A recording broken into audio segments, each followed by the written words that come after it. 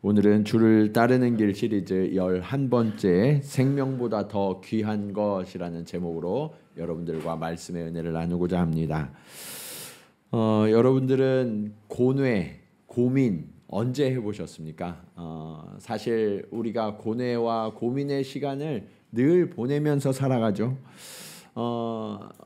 어떤 분들은 이제 고뇌를 사춘기 때 처음 경험하신 분들도 있으실 거예요. 사춘기가 되면 늘 고민하고 또 질풍노도의 시기를 보내죠. 또 대학에 진학하거나 또 결혼을 한다거나 이직을 한다거나 그런 변화의 시간 앞에서 우리는 우리의 길이 이것이 맞는지 고뇌하게 됩니다. 그런 특정한 시기가 아니더라도 사람들은 늘 고민하면서 살아가게 되는데요. 지금 내가 걷고 있는 이 길이 지금 바른 길인가? 오늘 내가 내리는 이 결정이 바른 결정인가? 이 하나하나를 두고 매일매일 고민하면서 살아가는 것이 우리의 인생이 아닐까 싶습니다. 그런데 어떤 분들은 크리스찬이 그런 고민을 하면 돼? 믿고 맡겨야지 이렇게 이야기를 하면서 고민과 고뇌에 대해서 죄의식을 갖게 해요. 그러나 우리의 인간은 끊임없이 고뇌하고 고민하는 것이 우리의 인간의 모습이다라는 것을 우리는 인정하기도 해야 합니다. 오늘 본문에도 보시면 바울이 바로 그런 고뇌의 시간을 보냈어요. 오늘 저는 이 바울의 고민과 고뇌의 시간을 함께 따라가면서 우리의 인생의 고민과 고뇌는 어떤 것이 되어야 하고, 그리고 이 고민과 고뇌를 통해서 우리는 어떻게 새로워져야 하는가, 오늘 말씀을 통해서 함께 은혜를 나누고자 합니다. 자, 첫 번째로 누구나 고뇌의 길을 걸을 때가 있다라는 것을 우리가 인정해야 합니다. 13절의 말씀 보시면 이렇게 말씀하고 있어요. 우리는 앞서 배를 타고 아소에서 바울을 태우려고 그리로 가니 이는 바울이 걸어서 가고자 하여 그렇게 정하여 준 것이라.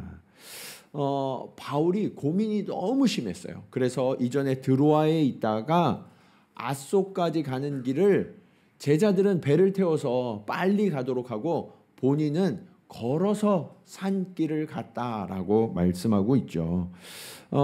제가 지난번 튀르키예 방문했을 때 그때 바로 직전에 이 길이 새롭게 발굴이 됐다고 그래서 저희가 한번 방문을 해봤는데 사진을 한번 보시면 이렇게 되어 있습니다. 발굴된 지 얼마 안 돼서 이 길이 너무 이렇게 바르고 반듯하게 되어 있는데 사실 조금만 옆에 돌아보면 제가 이 길을 일부러 조금 더 가봤거든요. 그랬더니 목동들이 그냥 양을 치는 산의 오솔길이더라고요. 그러니까 저 길을 찾는 사람들은 아예 없어요. 네. 그런 외롭고 때로는 두려움의 길을 바울은 혼자서 저 길을 걸었는데 드로아에서 아소까지 가는 길이 걸어서 보통 이틀에서 3일 정도 걸리더라고요.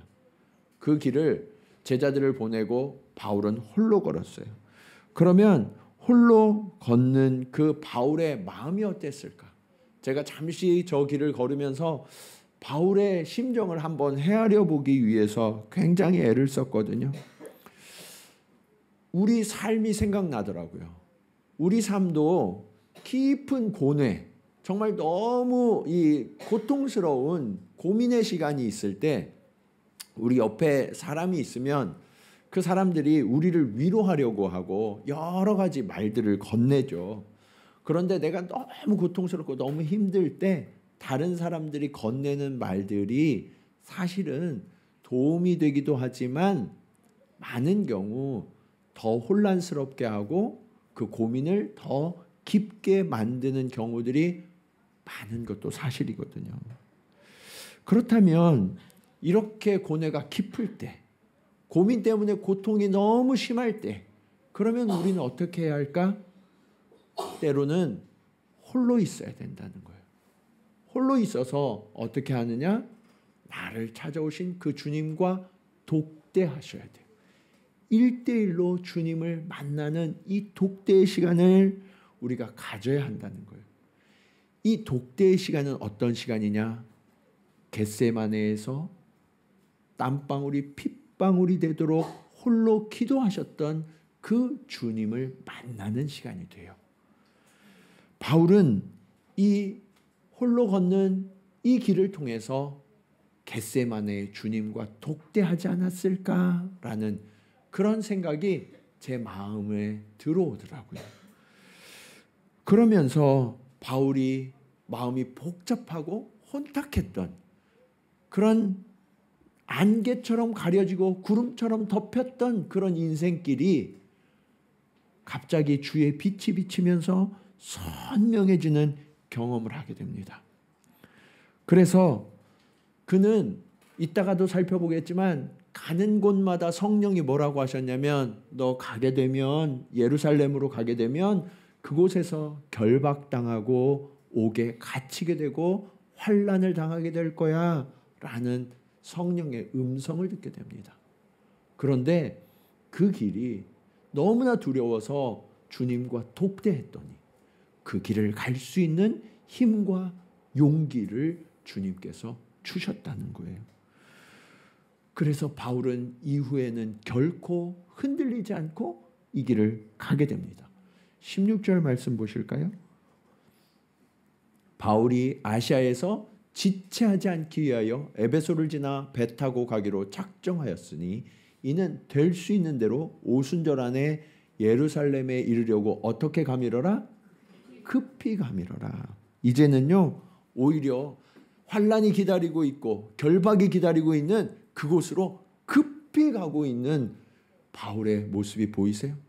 너무나 당당한 모습으로 변해 있죠. 우리는 어떻게 해야 할까? 우리는 고민하고 우리는 염려한다고 하면서 주님과 독대하는 시간을 갖기보다는 사람들을 찾아다녀요. 이럴 때 어떻게 해야 되느냐고. 그리고 인터넷을 끊임없이 검색합니다. 요즘 사람들이 증후군에 걸려 있어요. 이 스마트폰 중독에. 손가락을 하도 올려 이 손가락이 병이 든 사람들이 되게 많이 찾아온대요. 요즘에. 예.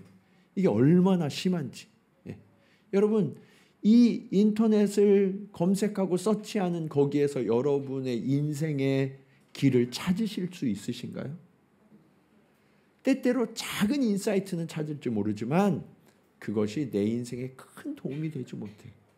그런데 우리가 주님과 독대하는 그 시간은요. 우리의 길을 찾는 시간이에요.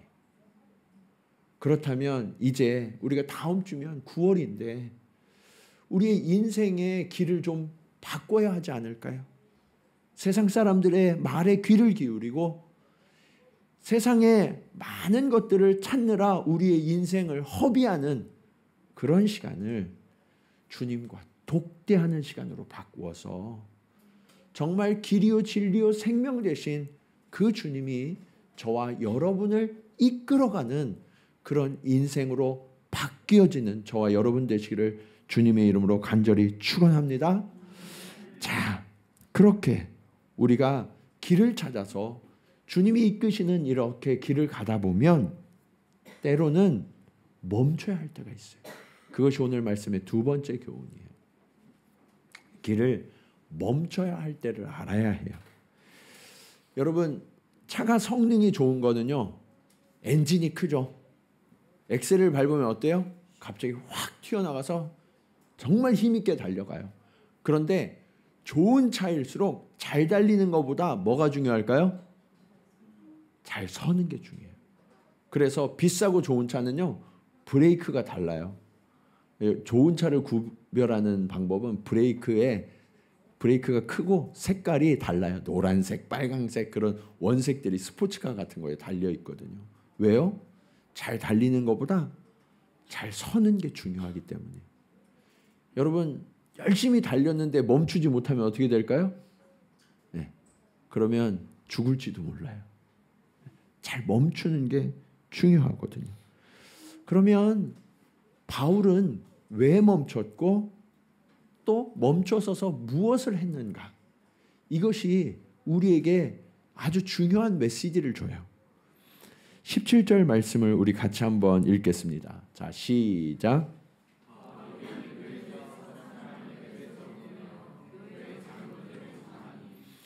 바울이요 밀레도에 멈췄어요. 네. 아주 급하게 예루살렘으로 가던 그 바울이 밀레도에 멈췄어요. 왜 멈췄을까? 에베소에 사람을 보내서 교회 장로들을 만나기 위해서.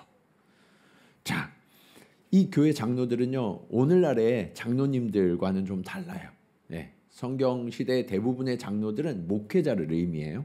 그래서 사도 바울의 뒤를 이어서 교회들을 영적으로 지도하고 있는 영적 지도자들을 만나기 위해서 멈췄어요. 왜요? 바울이 다시는 이곳으로 돌아올 수 없다는 것을 알았거든요. 그래서 이 영적 지도자들과 마지막 만남을 갖고 교회를 견고하게 세우기 위해서 멈췄던 거예요. 그리고 이렇게 이야기합니다. 19절로 21절 곧 모든 겸손과 눈물이며 유대인의 간계로 말미암아 당한 시험을 참고 주를 섬긴 것과 유익한 것은 무엇이든지 공중 앞에서나 각 집에서나 꺼리낌이 없이 여러분에게 전하여 가르치고 유대인과 헬라인들에게 하나님께 대한 회개와 우리 주 예수 그리스도께 대한 믿음을 증언한 것이라. 여러분 바울은요 3년간 이들과 함께 했어요. 아시아 지역에서 특별히 에베소 두란노에서 이들과 함께하면서 복음을 전했고요. 복음을 듣고 예수 그리스도를 믿고 나온 사람들을 제자로 세워서 그들을 가르치고 또 그들에게 교회를 맡겨서 함께하는 그 3년의 시간 동안 수많은 사람들이 바울이 어떻게 살았는지를 또 어떻게 복음을 위해서 헌신했는지를 똑똑히 지켜본 증인이었다라는 거예요. 그래서 여러분 진짜 중요한 건 뭐냐면 복음을 그냥 말하고 이해하는 게 중요한 게 아니라 복음을 함께 살아가는 공동체가 돼야 된다는 거예요. 진짜 교회는 그냥 이렇게 주일날 와서 예배 한번 드리고 서로 상관없이 사는 그게 교회가 아니에요. 진짜 교회는 이 복음을 가지고 일상 속에서도 계속 서로 연결되어서 서로가 그 복음을 어떻게 살아내는지를 함께 지켜보고 때로는 지지하고 돕고 이끌어주고 당겨주면서 함께 살아가는 공동체, 그것이 바로 교회라는 거예요. 그것을 너희들이 알지 않았느냐라고 당부하는 거죠. 그러면서 이제 바울이 살았던 그 삶을 이 제자들이 이어서 살아갈 것을 당부하고 있었던 거예요. 그래서 이렇게 하나님 앞에 부탁합니다. 32절 말씀 같이 한번 읽을까요? 자, 시작.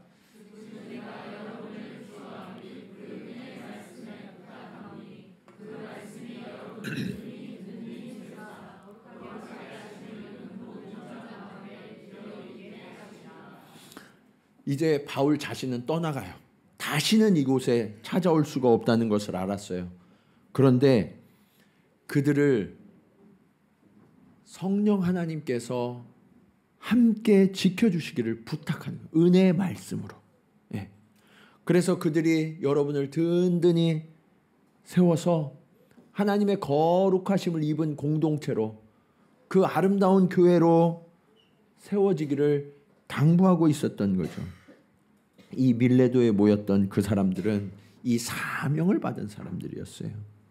그들을 통해 복음이, 이 뿌려진 복음이 꽃 피우고 열매 맺기를 바울은 바라고 있었던 거죠. 여러분 이게 왜 중요하냐면 우리가 가는 이 믿음의 길, 우리는 고뇌하고 고민하면서 홀로 걷는 것 같지만 사실은 하나님께서 저와 여러분 옆에 주신 믿음의 동역자들이 있다는 거예요. 예. 옆에 한번 보세요. 이렇게 믿음의 동역자들이 좀 든든한가? 예. 예. 이 믿음의 동역자들과 함께 가는 길이라는 거예요. 여러분 경기 중에 혼자 달리는 경기가 있죠. 그리고 함께 달리는 경기가 있어요. 예. 계주 같은 거. 그래서 여러분 우리가 달리는 경기는 혼자 가는 경기가 아니라 계주예요. 계주. 함께 달려가는 경기.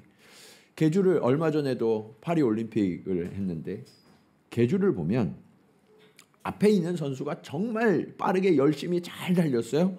그런데 뒤에 있는 선수에게 바톤을 넘겨줘야 되는데 이걸 잘 못 넘겨주면 어떻게 돼요? 앞에 달린 선수가 아무리 잘 달려도 그게 다 헛수고예요.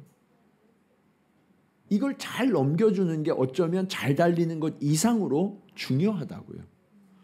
여러분, 이게 그리스도인들의 삶의 모습이에요. 내가 혼자 잘 달리는 것, 내가 눈물의 수고와 헌신과 땀을 흘리는 것, 이거 중요하지만 그것만 하면 경기의 중심이 내가 되는 거예요. 경기는 철저히 함께 달리는 것이라는 사실을 우리는 잊지 말아야 돼요. 주님이 서 계시는 그 결승점에 도달할 때까지 우리는 이 믿음의 경기를 계속해야 되거든요. 근데 혼자 달리면 어떻게 돼요? 내가 잘 달려. 우리 4명이 뛰는데 4명 중에 내가 제일 빨라. 그렇다고 해서 딴 사람들은 100m마다 선수를 바꾸는데 나는 400m를 혼자 뛴다? 그러면 이길까요? 질까요? 져요. 네. 새롭게 달려가는 사람들에게 끊임없이 바톤을 넘겨줘야 하는 거예요. 이게 믿음의 경기 방식이에요. 교회도 마찬가지예요. 우리 중에 보면 은사가 있는 분이 있어요. 재능이 있는 분이 있어요. 열심히 잘 달리죠. 그런 분들 옆에 있으면 무서워요. 네. 왜 그럴까요? 네. 그분이 열심히 하고 잘하는 건 좋은데 독주하기 때문에 그래요. 네. 내가 잘하고 내가 은사가 있다는 이야기는 뭐냐면 누군가를 끌어줘야 될 책임이 있다는 거예요. 이해되셨어요? 그래서 함께 가세요. 함께. 바울이 멈춘 것처럼 우리가 가던 길을 멈춰서서 보조를 맞추고 함께 갈 수 있어야 돼요. 이게 그리스도인의 아름다운 태도라는 거예요. 근데 너무나 많은 그리스도인들이 혼자 달려요. 혼자 계속 달려요. 교회들도 성장하는 교회가 있어요. 그러면 그 교회 혼자 계속 달려요. 결코 나눠주려고 하지 않아요. 여러분, 이것은 아름다운 모습이 아니에요. 아무리 기량이 뛰어난 선수라도 바톤을 이어줘야 하듯 내 혼자 달릴 수 없다는 사실을 기억해서 내가 함께 달려야 하고요. 그리고 그들을 훈련시켜야 하고요. 그들에게 바톤을 넘겨줄 수 있어야 해요. 이것이 진정한 교회의 모습이라는 거예요. 사랑하는 여러분, 우리는 신앙생활을 어떻게 하고 있습니까? 혼자 달리는 경기를 하고 계시진 않으세요? 바라기는 옆에 계신 분들, 나의 동역자들과 함께 나아가기를 축원합니다. 네. 좋은 동역자가 있다는 것은 내 믿음의 정말 귀한 이 바탕이 되는 거예요. 저는 우리 교회가 정말 속도가 좀 늦어도 괜찮으니까, 조금 미숙해도 좋으니까 늘 함께하고 늘 함께 자라가는 교회가 되기를 주님의 이름으로 축원합니다. 우리 옆에 계신 분들하고 이렇게 인사하겠습니다. 저의 바톤을 받아주십시오. 네. 네. 네. 네. 그분이 준비가 안 되면 바톤을 못 줘요. 그리고 이 경기가 망쳐요. 그래서 내 옆에 있는 사람들이 항상 준비되도록 해줘야 되는 거예요. 네.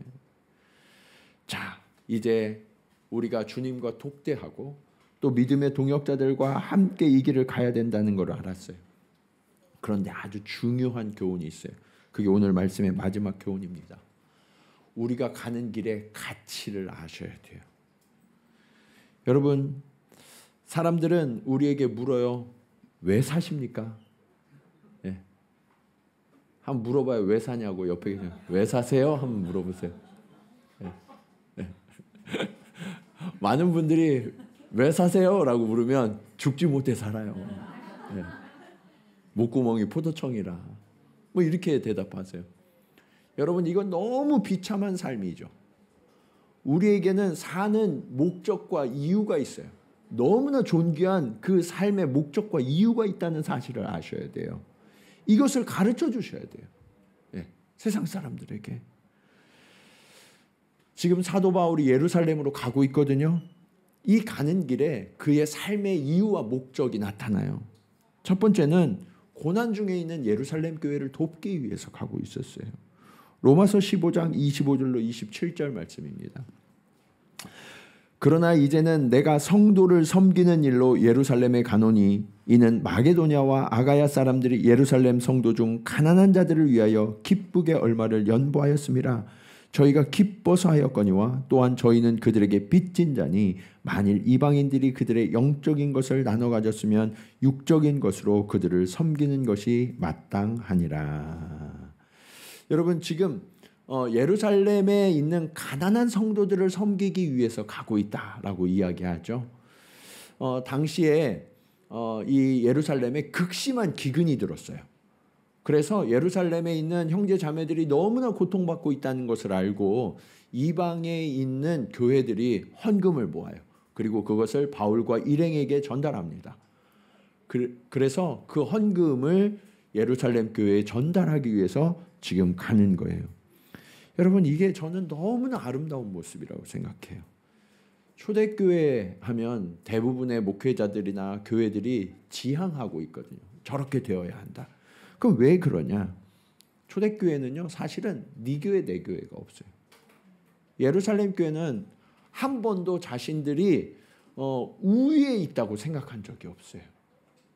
그래서 이방인들을 향하여서도 형제요 자매라고 이야기하면서 모든 것을 아낌없이 내어줘요.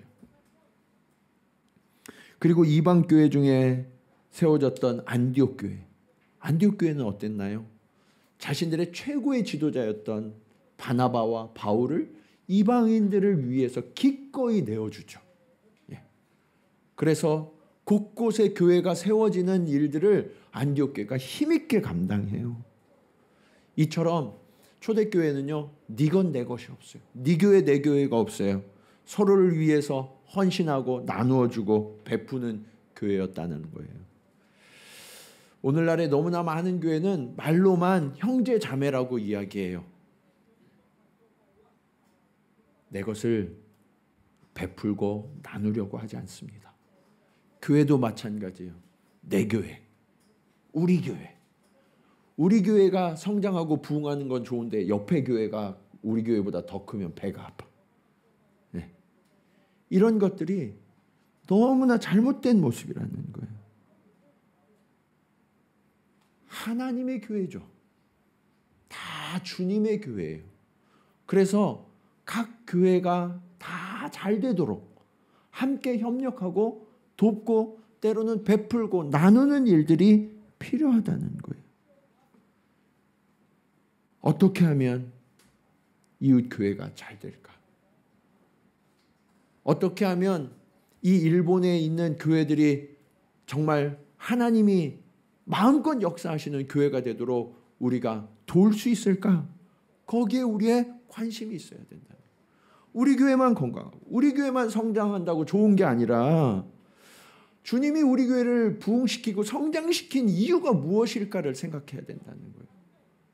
하나님이 여러분의 산업을 복되게 하시면 나의 산업을 복되게 하신 이유가 무엇인지를 깨달아 알아야 된다는 거예요. 그래서 그것을 아낌없이 베풀고 나누어서 이 땅에 정말 하나님의 사람들이 어떠한가를 우리의 삶으로 증명해내고 그곳에 하나님의 동산이 새롭게 만들어지도록 하는 역할, 그것이 바로 그리스도인들의 이 시대의 교회의 책임과 역할이라는 거죠. 저는 늘 생각하고 기도하는 게 있어요. 하나님, 기독교적인 생태계를 만들게 해주세요. 한 사람의 힘으로는 너무 힘들어요. 한 교회의 힘으로는 너무 힘들어요. 그러나 여러 사람이 각 곳에서 힘을 합치고 여러 교회가 함께 연합하면 이 일이 가능해져요. 우리 교회가 센터교회라는 비전을 품는 이유가 바로 여기에 있어요. 우리 교회가 커지려고 하는 게 아니라 정말 이 일본 땅에, 복음이 척박한 이 일본 땅에 어떻게 하면 하나님의 나라가 왕성하게 자라나도록 이 토양을 갈아엎을 수 있을 것인가? 간절히 바라기는 저와 여러분이 정말 하나님의 꿈을 꾸기를 원합니다. 네. 함께 해야만 해요. 함께. 바울은 이 일을 위해서 자신의 마지막 길을 가고 있는 거예요. 여러분의 마지막이 홀로 가는 길이 되면 안 돼요. 여러분의 생명이 정말 가치가 있으려면 꽃을 피우고 열매를 맺는 그러한 삶이 되도록 하나님 앞에 내어드릴 수 있어야 된다는 거예요. 그리고 바울이 예루살렘으로 가는 또 하나의 이유가 있었어요. 사실 바울도 명확하게 알지는 못했지만 성령께서 그를 붙들고 이끌고 가셨어요. 22절과 23절 말씀 우리 같이 한번 읽겠습니다. 시작.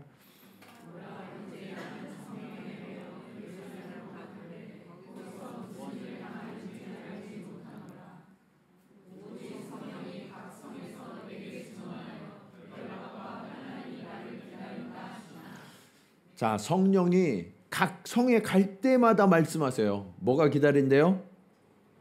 결박과 환난이 기다린대요. 그러면 여러분 가시겠어요? 예? 그래서 사도 바울이 드로아에서 앗소까지 가는 그 길을 홀로 걸으며 겟세마네에서 엎드려 기도하던 그 주님을 만난 거예요. 그 주님을 만나고 나니까 그 길을 갈 수 있는 믿음과 용기가 생긴 거죠. 바울에게도 결코 쉽지 않았거든요. 그러나 모든 그리스도인들이 걸어야 할 길이 바로 이 길이라는 사실을 바울을 통해서 주님은 가르쳐주고 계시는 거예요. 그래서 결론이 났어요. 이 믿음의 씨름을 통해서 결론이 났어요. 뭐라고? 24절 같이 한번 읽겠습니다. 자, 시작.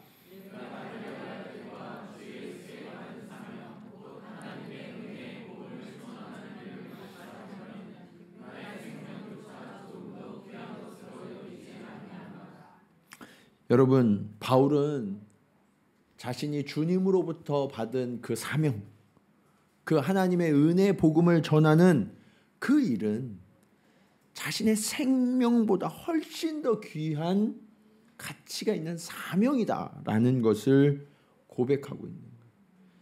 여러분, 여기에서 우리가 알아야 돼요. 사명이 생명보다 귀한 거예요. 네. 사명이 뭐보다 귀하다고요? 생명보다.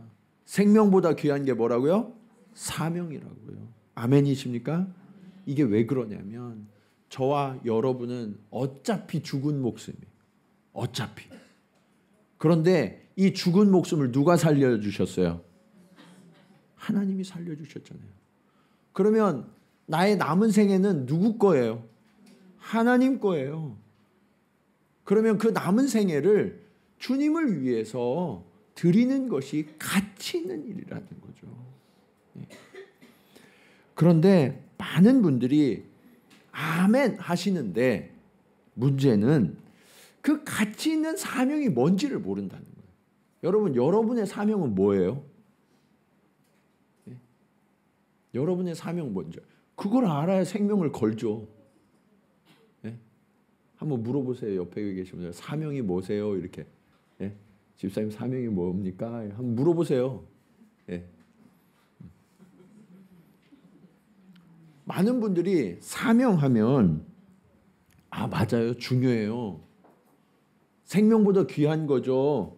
그런데 정작 그 사명이 뭔지를 몰라. 그러니까 내 생명을 걸지 않는 거예요. 신앙생활을 안전하게만 하는 거죠. 여러분, 사명을 자꾸 이 바울의 이야기나 또 이 성경의 이야기에서만 찾으려고 하지 마세요. 여러분에게도 사명이 있어요. 아멘이십니까? 아멘. 사명이 없는 삶은 없어요. 모든 분들에게 사명이 있다고요. 그러면 여러분의 사명은 어디에서 찾아야 될까요? 이 복음을 전하는 것, 교회, 이것이 여러분의 사명입니까? 그럴 수도 있어요. 그럴 수도 있다고요. 그런데 여러분의 사명은 어디에서 찾아야 되냐면 세상에서 찾아야 돼요. 어디에서 찾아야 돼요? 세상에서 찾아야 돼요. 주님은요, 여러분을 세상의 빛과 소금이라고 하셨죠. 교회의 빛과 소금이 아니라. 그래서 여러분의 사명은 세상을 향한 소명이에요. 세상 속에서 복음을 살아내야 된다고요. 예. 세상에서 복음을 살아내는 게 뭐예요? 여러분의 가정, 여러분의 일터에서, 또 학생들은 여러분의 학교에서 그 복음을 내가 살아내기 위해서 끊임없이 싸우고 투쟁해야 됩니다. 정직하게, 거룩하게, 순결하게. 주님이 말씀하셨으면 딴 생각하지 말고 그 말씀대로만 그대로 살아내는, 그것이 여러분의 사명이에요. 그래서 여러분이 일터에서 그렇게 살다 보니까 주변에 예수님을 믿지 않는 사람들, 하나님을 전혀 모르는 사람들이 어떻게 그런 삶을 살 수 있냐고 감탄해야 되는 거죠. 이것이 사명이라고요. 그런데 너무나 많은 그리스도인들이요, 교회 와서 열심히 봉사하고 예배 막 뜨겁게 드리고 헌금 많이 하고 그러면 내가 사명을 다했다고 생각하세요. 여러분 착각하지 마세요. 그건 아주 일부예요. 진짜 사명의 현장은 여러분의 삶의 현장이에요. 여러분의 가정에서 여러분의 자녀들이 여러분의 말로 믿음을 갖는 게 아니라 저와 여러분의 모습을 통해서 신앙을 갖게 돼요. 여러분의 직장 동료가 예수 그리스도를 믿게 되는 건 내가 전한 말이 아니라 내가 살아낸 삶을 통해서 그들이 예수를 발견하게 되는 거예요. 이 일본 땅에 크리스찬이 없는 이 땅에 그들이 죽게 돌아오려면 저와 여러분이 세상 곳곳에서 그렇게 주님의 향기를 나타내고 주님의 꽃을 피우는 자들이 되어야 한다는 거예요. 그때 비로소 이곳이 하나님의 역사는 동산으로 바뀌게 될 줄로 믿습니다. 그런데 여러분, 그렇게 사는 게 쉬워요, 어려워요? 어려워요. 그거예요. 환난과 결박이 기다려요. 여러분이 그 길을 가면 그때 묻는 거예요. 그래도 그 길을 가겠냐고. 여러분이 정말 그리스도인답게 정직하게 성실하게 충성되게 그 길을 가면 어렵다고요. 환난과 결박이 기다릴 수 있다고요. 사람들이 왜 그렇게 사냐고 조롱한다고요. 어리석다고 비난한다고요. 그래도 그 길을 가겠냐고 주님이 묻고 계세요. 그 길을 가시겠습니까? 사명이 생명보다 귀하다는 것을 분명히 알면 우리는 그 길을 갈 수밖에 없어요. 오늘 주님이 저와 여러분에게 묻고 계십니다. 여러분에게는 과연 사명이 생명보다 귀합니까? 기도하시겠습니다. 오늘 말씀을 기억하면서 함께 찬송으로 먼저 고백하겠습니다. 하나님, 내가 그 주님을 아는 일, 섬기는 일, 고백하는 일, 입술로만이 아니라 정말 내 삶을 통해서 주님을 나타내는 증인 되게 하여 주시옵소서.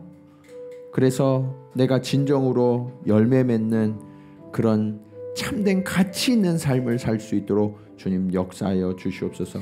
우리 그런 고백으로 함께 찬양하겠습니다. 나의 평생에 가장 복된 일은, 나의 평생에 가장 복된 일은 내가 예수님을 만난 것이라. 나의 평생에 가장 잘한 일은 내가 예수님을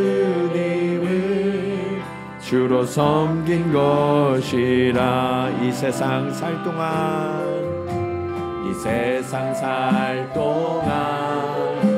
내가 걷는 길이 때론 험하여서 넘어질 때도 주의 강한 손이 나를 붙드시니 나는 예수님만 주로 섬기며 살리. 나는 주를 섬기는 것에 후회가 없습니다. 내가 걸어온 모든 시간 다 주의 은혜니 내가 걸어간 모든 날도 주만 섬기며 살리. 오직 예수 이름 부르며 살아가리라. 이것이 나의 간증이요